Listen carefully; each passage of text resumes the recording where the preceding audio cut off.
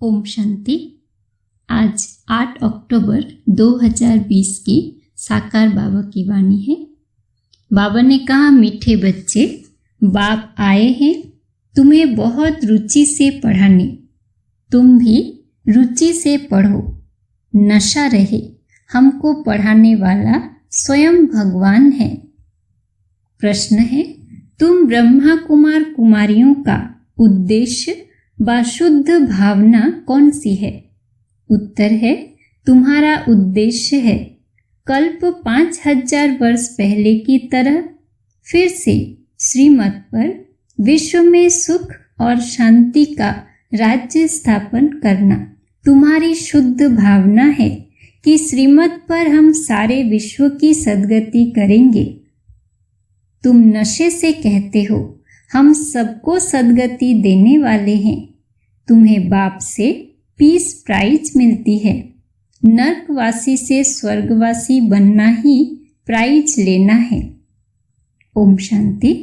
Student जब पढ़ते हैं तो खुशी से पढ़ते हैं। टीचर भी बहुत खुशी से रुचि से पढ़ाते हैं। रूहानी बच्चे ये जानते हैं कि बेहद का बाप जो टीचर भी हैं हमको बहुत रुचि से पढ़ाते हैं। उस पढ़ाई में तो बाप अलग होता है, टीचर अलग होता है जो पढ़ाते हैं। कोई कोई का बाप ही टीचर होता है जो पढ़ाते हैं, तो बहुत रुचि से पढ़ाते हैं, क्योंकि फिर भी ब्लड कनेक्शन होता है ना।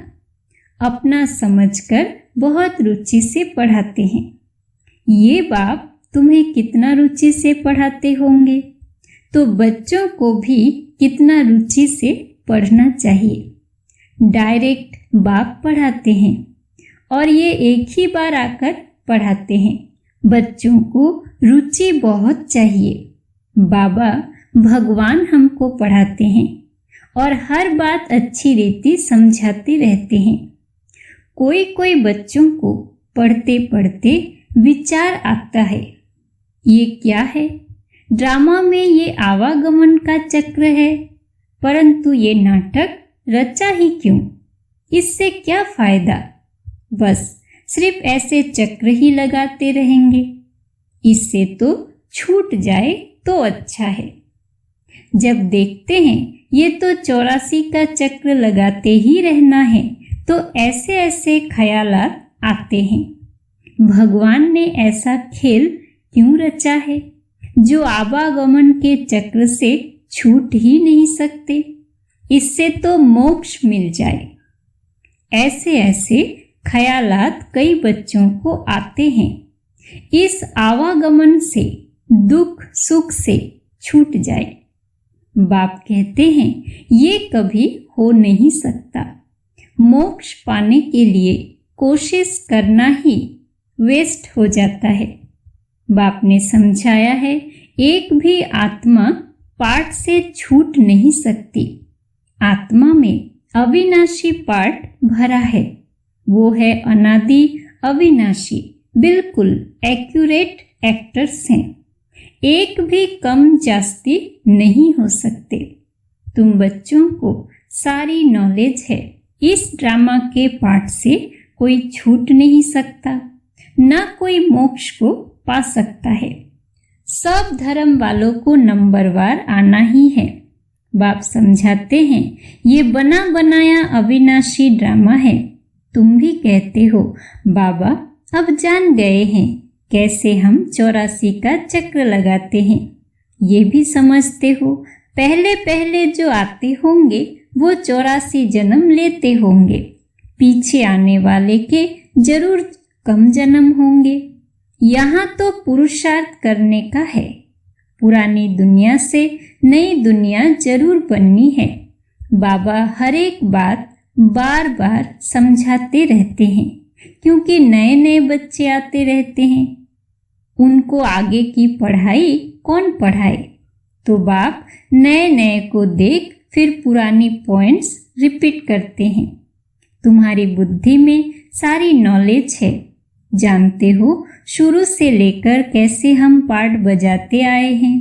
तुम यथार्थ रीति जानते हो कैसे नंबरवार आते हैं कितने जन्म लेते हैं, इस समय ही बाप आकर ज्ञान की बातें सुनाते हैं। सतयुग में तो है ही प्रारब्ध, ये इस समय तुमको ही समझाया जाता है। गीता में भी शुरू में फिर पिछाड़ी में ये बात आती है, मन मना भव। पढ़ाया जाता है स्टेटस पाने के लिए, तुम राजा बनने के लिए अब पुरुषार्थ करते हो। और धर्म वालों का तो समझाया है कि वो नंबरवार आते हैं। धर्म स्थापक के पिछाड़ी सबको आना पड़ता है, राजाई की बात नहीं। एक ही गीता शास्त्र है जिसकी बहुत महिमा है।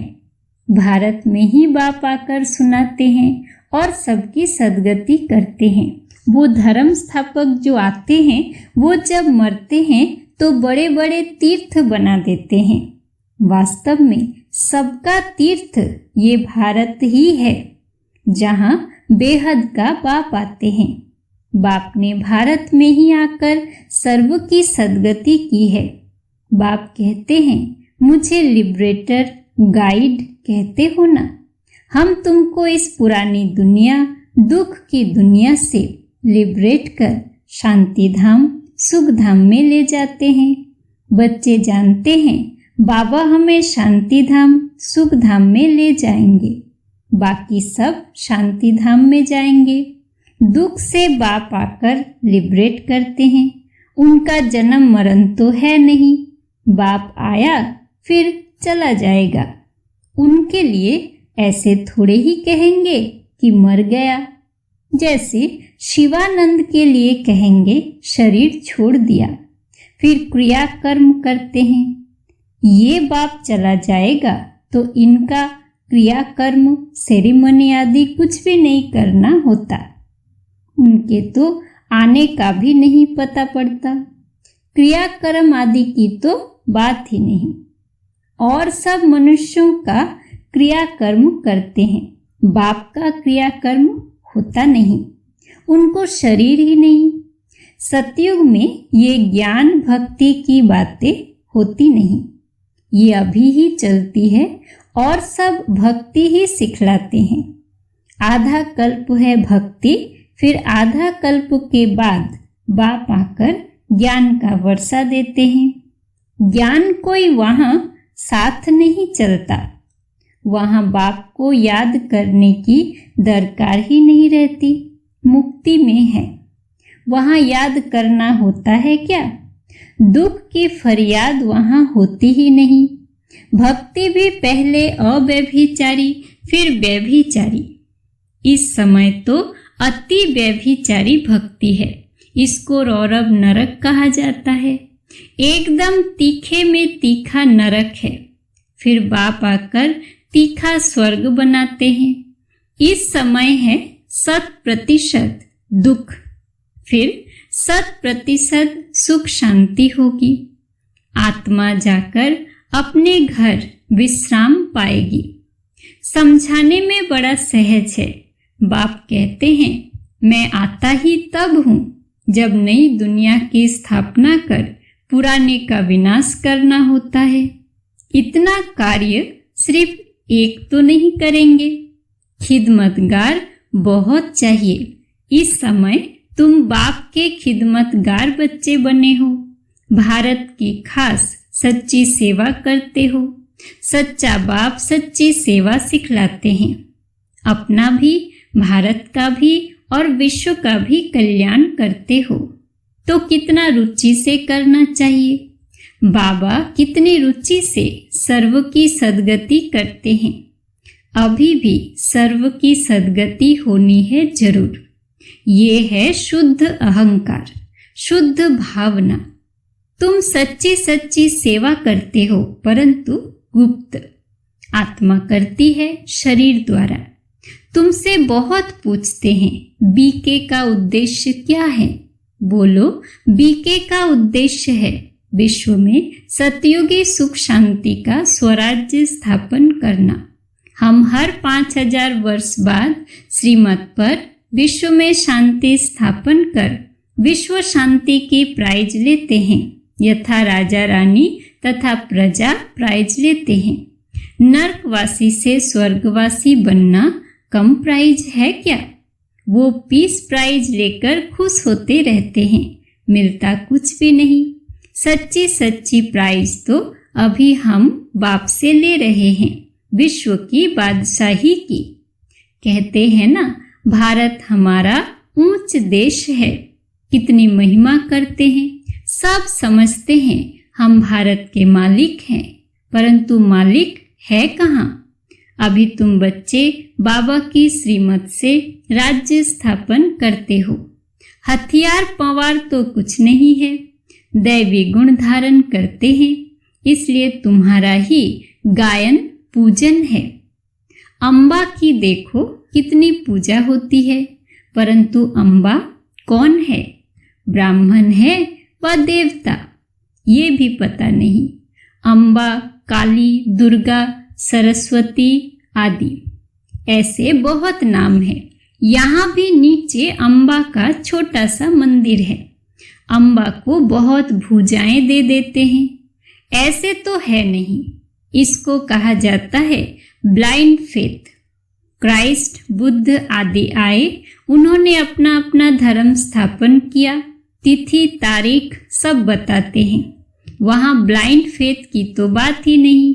यहाँ भारतवासियों को कुछ पता नहीं है कि हमारा धर्म कब और किसने स्थापन किया, इसलिए कहा जाता है ब्लाइंड फेथ। अभी तुम पुजारी हो, फिर पूज्य बनते हो। तुम्हारी आत्मा की भी पूजा होती है, फिर देवता बनते हो तो भी पूजा होती है। बाप तो है ही निराकार, वो सदैव पूज्य है, वो कभी पुजारी नहीं बनते हैं। तुम बच्चों के लिए कहा जाता है आपे ही पूज्य, आपे ही पुजारी। बाप तो एवर पूज्य है, वो कभी पुजारी नहीं बनते। यहाँ आकर बाप सच्ची सेवा करते हैं, सबको सद्गति देते हैं। बाप कहते हैं अब माम एकम याद करो। दूसरे कोई देहधारी को याद नहीं करना है। यहाँ तो बड़े बड़े लखपति, करोड़पति जाकर अल्लाह अल्लाह कहते हैं। कितनी अंधश्रद्धा है। बाप ने तुमको हम सो का अर्थ भी समझाया है। वो तो कह देते शिवो हम, आत्मा सो परमात्मा। अब बाप ने करेक्ट कर बताया है। अब जज करो, भक्ति मार्ग में राइट सुना है या हम राइट बताते हैं। हम सो का अर्थ बहुत लंबा चौड़ा है। हम सो ब्राह्मण, देवता, क्षत्रिय। अब हम सो का अर्थ कौन सा राइट है? हम आत्मा चक्र में ऐसे आती है। विराट रूप का चित्र भी है, इसमें चोटी ब्राह्मण और बाप को दिखाया नहीं है। देवताएं कहाँ से आए, पैदा कहाँ से हुए? कलयुग में तो है शूद्र वर्ण, सतयुग में फट से देवता वर्ण कैसे हुआ? कुछ भी समझते नहीं। भक्ति मार्ग में मनुष्य कितना फंसे हुए हैं। कोई ने ग्रंथ पढ़ लिया, ख्याल आया मंदिर बना लिया, बस ग्रंथ बैठ सुनाएंगे। बहुत मनुष्य आ जाते, बहुत फॉलोअर्स बन जाते हैं, फायदा तो कुछ भी नहीं होता। बहुत दुकान निकल गए हैं, अब ये सब दुकान खत्म हो जाएंगे। ये दुकानदारी सारी भक्ति मार्ग में है, इनसे बहुत धन कमाते हैं। सन्यासी कहते हैं हम ब्रह्म योगी, तत्व योगी हैं। जैसे भारतवासी वास्तव में है देवी देवता धर्म के, परंतु हिंदू धर्म कह देते। वैसे ब्रह्म तो तत्व है जहाँ आत्माएं रहती है। उन्होंने फिर ब्रह्म ज्ञानी, तत्व ज्ञानी नाम रख दिया है। नहीं तो ब्रह्म तत्व है रहने का स्थान। तो बाप समझाते हैं कितनी भारी भूल कर दी है। ये सब है भ्रम। मैं आकर सब भ्रम दूर कर देता हूँ। भक्ति मार्ग में कहते हैं हे प्रभु तेरी गत मत न्यारी है। गति तो कोई कर न सके, मतें तो अनेकानेक की मिलती है। यहाँ की मत कितनी कमाल कर देती है, सारे विश्व को चेंज कर देती है। अभी तुम बच्चों की बुद्धि में है, इतने सब धर्म कैसे आते हैं, फिर आत्माएं कैसे अपने अपने सेक्शन में जाकर रहती है, ये सब ड्रामा में नूंद है। ये भी बच्चे जानते हैं दिव्य दृष्टि दाता एक बाप ही है। बाबा को कहा ये दिव्य दृष्टि की चाबी हमको दे दो तो हम कोई को साक्षात्कार करा दे। बोला नहीं, ये चाबी किसी को मिल नहीं सकती, उनके एवज में तुमको फिर विश्व की बादशाही देता हूँ, मैं नहीं देता हूँ। मेरा ही पार्ट है साक्षात्कार कराने का। साक्षात्कार होने से कितना खुश हो जाते हैं, मिलता कुछ भी नहीं। ऐसे नहीं कि साक्षात्कार से कोई निरोगी बन जाते या धन मिल जाता है, नहीं। मीरा को साक्षात्कार हुआ परंतु मुक्ति को थोड़े ही पाया।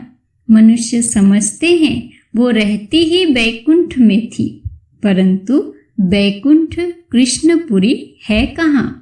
ये सब है साक्षात्कार। बाप बेट सब बातें समझाते हैं। इनको भी पहले पहले विष्णु का साक्षात्कार हुआ तो बहुत खुश हो गया। वो भी जब देखा कि मैं महाराजा बनता हूँ, विनाश भी देखा, फिर राजाई का भी देखा, तब निश्चय बैठा, ओहो मैं तो विश्व का मालिक बनता हूँ। बाबा की प्रवेशता हो गई। बस बाबा ये सब आप ले लो, हमको तो विश्व की बादशाही चाहिए। तुम भी ये सौदा करने आए हो ना। जो ज्ञान उठाते हैं उनकी फिर भक्ति छूट जाती है। अच्छा, मीठे मीठे सिक्के लधे बच्चों प्रति माता पिता बाप दादा का याद प्यार और गुड मॉर्निंग। रूहानी बाप की रूहानी बच्चों को नमस्ते। धारणा के लिए मुख्य सार। पहला, दैवी गुण धारण कर श्रीमत पर भारत की सच्ची सेवा करनी है। अपना, भारत का और सारे विश्व का कल्याण बहुत बहुत रुचि से करना है। दूसरा, ड्रामा की अनादि अविनाशी नूंद को यथार्थ समझ कोई भी टाइम वेस्ट करने वाला पुरुषार्थ नहीं करना है। व्यर्थ ख्यालात भी नहीं चलाने हैं। वरदान है, एकाग्रता के अभ्यास द्वारा एक रस स्थिति बनाने वाले सर्व सिद्धि स्वरूप भव। जहाँ एकाग्रता है वहाँ स्वतः एक रस स्थिति है। एकाग्रता से संकल्प, बोल और कर्म का व्यर्थपन समाप्त हो जाता है और समर्थपन आ जाता है। एकाग्रता अर्थात एक ही श्रेष्ठ संकल्प में स्थित रहना, जिस एक बीज रूपी संकल्प में सारा वृक्ष रूपी विस्तार समाया हुआ है। एकाग्रता को बढ़ाओ तो सर्व प्रकार की हलचल समाप्त हो जाएगी। जब संकल्प, बोल और कर्म सहज सिद्ध हो जाएंगे, इसके लिए एकांतवासी बनो। स्लोगन है, एक बार की हुई गलती को बार बार सोचना अर्थात दाग पर दाग लगाना, इसलिए बीती को बिंदी बनाओ।